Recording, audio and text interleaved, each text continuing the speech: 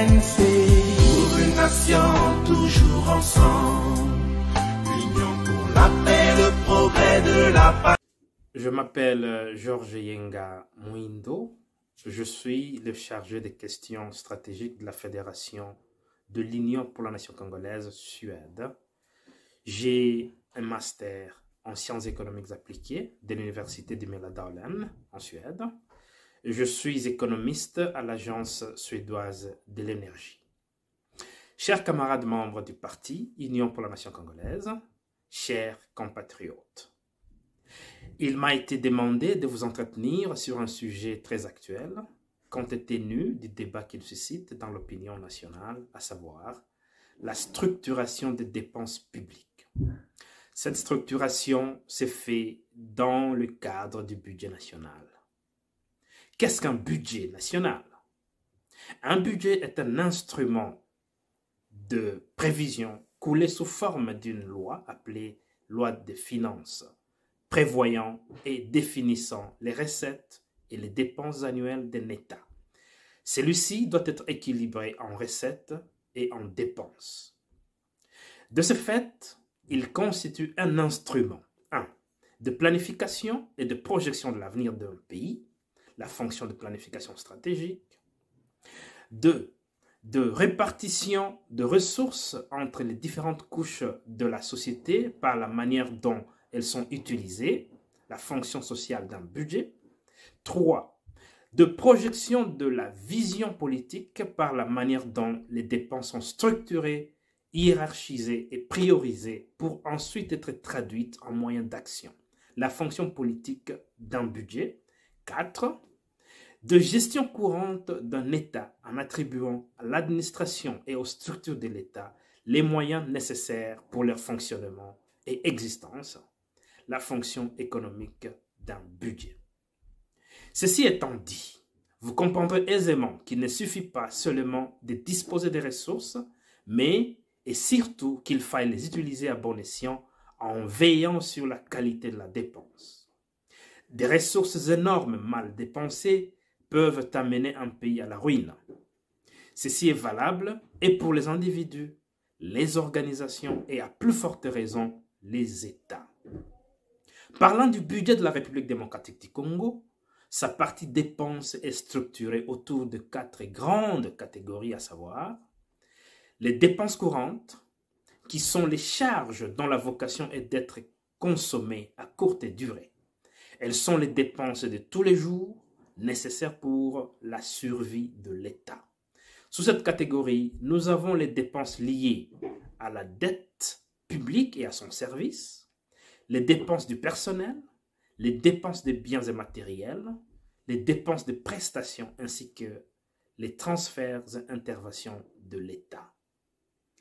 2. Les dépenses en capital ou en investissement sont les charges qui sont effectuées par l'État dans le but de créer une plus-value dans l'avenir et ainsi contribuer à créer plus de ressources, plus de moyens pour l'État.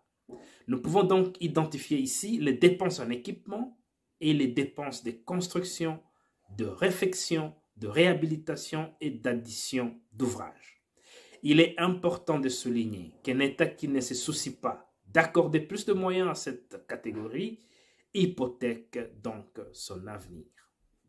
4. Nous avons les budgets annexes qui sont liés aux institutions ayant leurs propres recettes et dépenses. Il s'agit ici des institutions d'enseignement supérieur et universitaires ainsi que des hôpitaux généraux de référence. 4. Les comptes spéciaux qui concernent les différents fonds dont dispose la République en plus de la régie de voies aériennes. Cette catégorisation des dépenses s'appelle la catégorisation par nature de la dépense.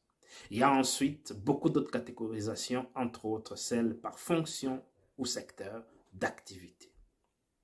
Une autre notion importante à évoquer ici concerne la notion de la chaîne de la dépense, qui a été instituée pour faciliter le contrôle et la transparence dans l'exécution de la dépense publique.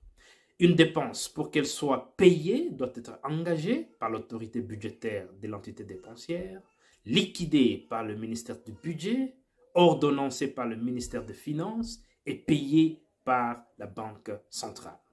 Ainsi, je m'emploierai à analyser la structuration sous deux angles. D'abord, les dépenses par nature et ensuite les dépenses par fonction secteur. 1. L'analyse à travers la nature de la dépense est importante car elle nous permet de projeter l'avenir d'un pays.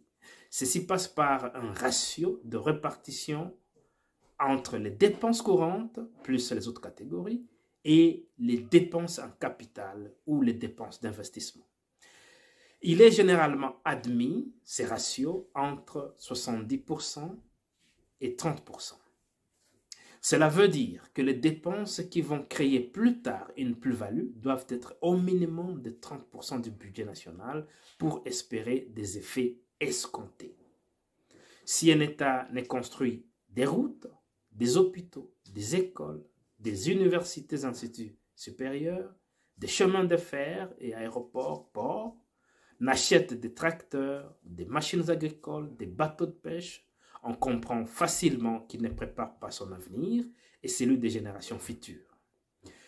Ensuite, nos armées et la police doivent être bien équipées pour assurer la défense de notre intégrité territoriale et la protection de nos richesses. Ceci entre justement dans le cadre du budget d'investissement. Ce ratio va donc constituer le premier critère de structuration des dépenses publiques. Nous nous sommes donc permis d'analyser ces ratios dans les lois de finances de 2017 à 2020, dans leurs prévisions ainsi que dans leurs exécutions. Et le graphique représentatif de la situation se présente comme suit. Tiré dans ces données démontre qu'aucune fois nos budgets n'ont respecté cette proportion de 70-30% dans le cadre des dépenses exécutées. Les dépenses en capital exécutées sont de l'ordre de 24% pour le budget 2017, 18% pour le budget 2018, 25% pour le budget 2019 et 24% pour le budget 2020. Vous constaterez avec moi que nous sommes loin de 30% minimum pour faciliter le décollage de notre pays. Et encore que nous ne prenons pas du tout en considération la qualité de la dépense. Quand on parle de la qualité de la dépense, on sous-entend que la dépense effectuée a atteint sa destination finale et touché son but de manière maximale. Donc, il n'est pas étonnant de constater justement le délabrement avancé dans nos infrastructures et équipements de l'État congolais. L'État doit commencer à accorder une attention particulière aux dépenses en capital. La deuxième analyse va porter sur les dépenses par secteur ou fonction. Et ceci nous permettra de juger de l'importance accordée aux secteurs primordiaux de la vie d'une nation. Notre parti étant d'obédience social-démocrate, je m'emploierai donc à analyser les données sur les dépenses des secteurs promoteurs d'égalité de chance. Par ces vocables, j'attends les secteurs qui mettent l'homme au centre et contribuent à lui assurer les besoins de base qui sont la sécurité, la santé, l'éducation, les moyens nécessaires pour sa liberté de mouvement, etc., etc. Je mettrai ces dépenses en perspective par rapport aux dépenses à caractère politique liées aux institutions de la présidence de la République, de la primature, l'Assemblée nationale et le Sénat. Ainsi, j'ai choisi à présenter et analyser les secteurs de la défense-sécurité, de la santé publique, de l'éducation nationale, de l'agriculture, pêche et élevage et de la recherche, ainsi que celui des infrastructures et travaux publics. Je présenterai donc ici les données tirées des deux lois de finances, celle de 2017, avant l'accession du cash au pouvoir, ainsi que celle de 2020, pendant l'exercice du cash au pouvoir. La grande constatation à tirer ici, à l'aune de l'analyse de ces graphiques, et la part réservée aux institutions politiques, dont la part devient importante après exécution du budget, passant de 4% des prévisions budgétaires nationales à plus de 6% de l'ensemble des dépenses exécutées, soit une augmentation de 2%. Nous constatons également une nette augmentation du secteur de la défense et sécurité de 10 à 14%, l'éducation nationale qui passe de 10% à 13%, les autres dépenses qui passent de 49% à 58%.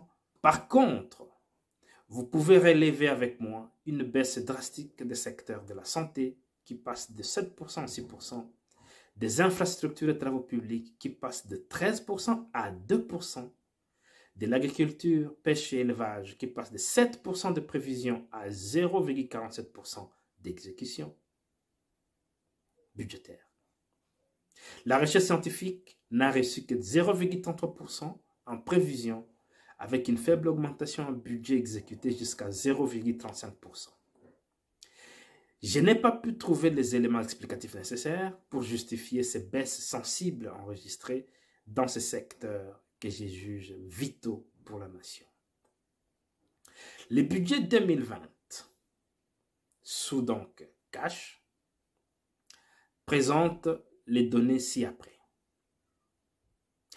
En parcourant ce graphique, le constat est que nous avons augmenté les parts du budget réservé à l'éducation nationale, à la défense et sécurité nationale, à la santé publique, à la recherche scientifique et aux institutions publiques. Par contre, une baisse sensible a concerné les secteurs des infrastructures ainsi que de l'agriculture. La même tendance baissière entre les prévisions et les exécutions est restée la même, cependant, avec moindre proportion. En guise de conclusion et au regard de ce qui précède, nous avons relevé les constats suivants. La part de nos budgets réservés aux dépenses en capital est généralement moindre par rapport à la pratique généralement admise dans ce domaine, soit 30% du budget national. La part réservée aux structures, aux infrastructures et travaux publics, conséquence logique par rapport au premier constat, est extrêmement faible. La part accordée à la recherche scientifique est presque inexistante. Il en est ainsi de l'agriculture, pêche et élevage qui écopent d'une part faible du budget national. La part réservée aux institutions politiques est importante.